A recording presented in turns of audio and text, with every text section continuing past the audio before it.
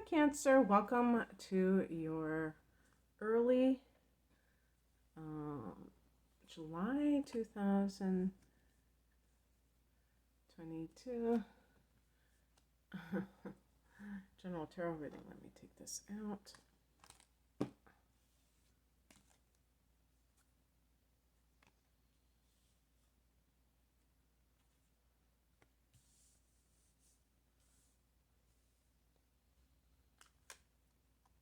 The plot thickens. Okay. Well, it is what it is. And one thing I want to say is I could even say like the first half of July. That's what this reading is really intended for. And we're having a full moon in your opposite sign in Capricorn happening on July 13th. So some of these cards may be connected to that because the 7th house is the house of partnerships. And full moons can bring things to a head or to your awareness. There can be endings in some cases. There can be, agreeing to commitment. Actually, this card can be about commitment. The heart of the matter is the Two of Cups.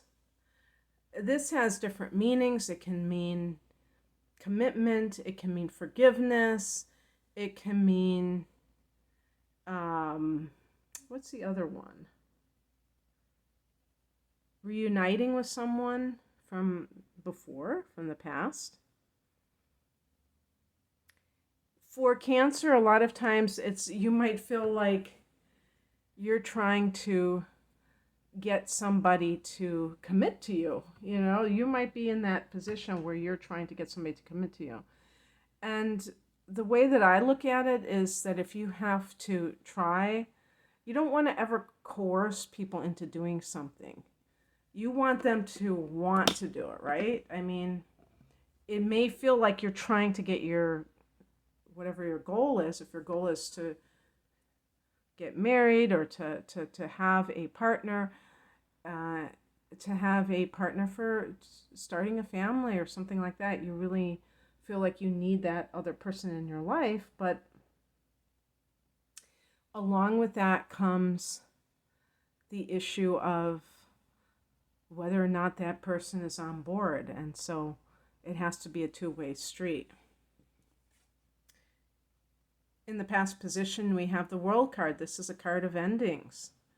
So this is what I'm talking about. This could be that full moon in Capricorn. And that is a catalyst for exploring that. You might say, well, that's stick a fork in it. It's done. Now I can go and be with the person I really want to be with. The one that I've always had a torch for. And it might feel like a release if you're in that position because you're not happy in a relationship. So if that relationship ends and you have somebody waiting in the wings or somebody that you think you do, then you might be very happy. But look at the higher message, the Nine of Swords.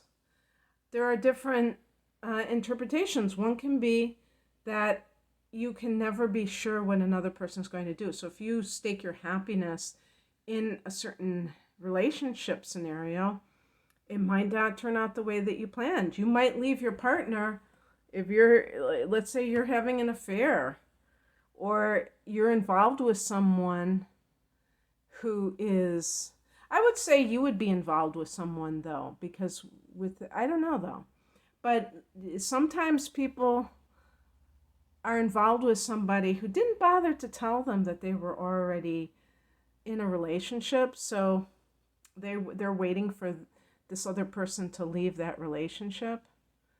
And they're waiting a long time. Or they end their relationship and the other person doesn't.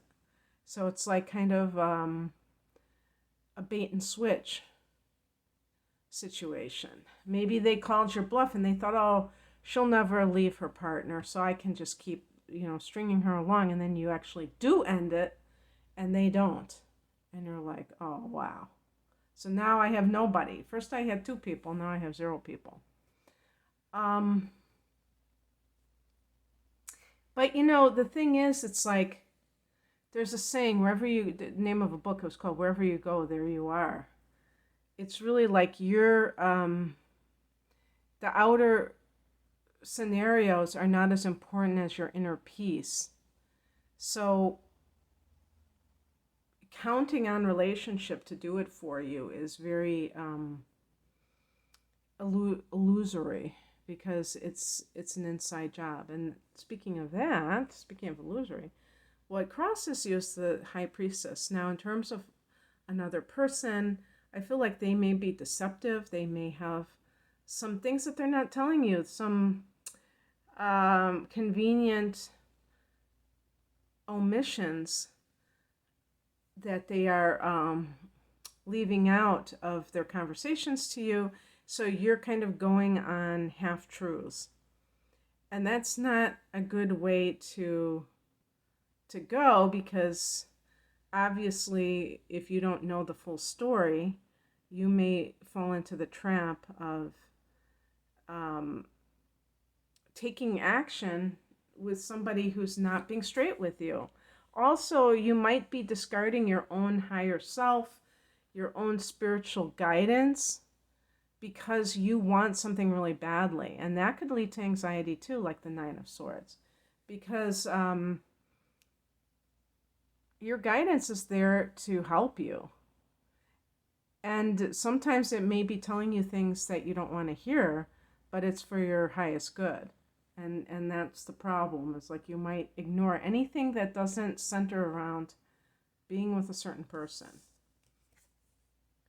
What's coming in is the Eight of Swords. I always think of the 8 and the 9 of Swords as almost identical, but with the 8 of Swords specifically, I think it's negative self-talk and a feeling of being oppressed in your situation, but it's really you who is doing it to yourself. You may feel like, I'm stuck, I have nowhere to go, but you're repeating a pattern that is kind of like a dead end, and it's not going to give you what you want. And you have to like refuse to allow yourself to be held back anymore. And it's scary sometimes, because it means that you might have to say no to someone who is promising you the moon and the stars. And you may really want to believe that this person has your best interests at heart, but maybe they don't. And maybe you need to let that person go so that you can move on with your life. But it might be hard. There's no question about it. And maybe you need to learn more about yourself in the process.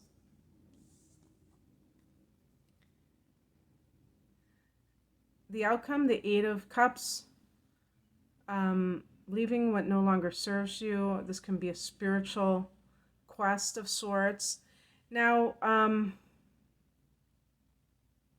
it's very interesting that I started the reading, the centerpiece, with the Two of Cups, which could be the promise of reunion or a commitment, pondering a commitment, maybe after getting together with somebody else or being in a relationship with someone else. And I think that this is more common than we know, that a person has a significant relationship that ends, and maybe the reason they get the courage to go to a new relationship is because of the promise of that new relationship. But it turns out to be more of the same.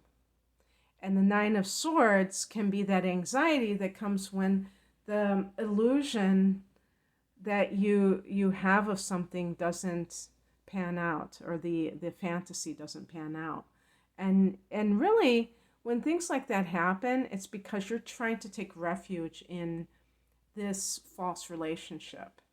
So really, with the Eight of Cups, it's getting back to the core self of, what is it that I need in my life, and I'm going to go towards it. I'm not going to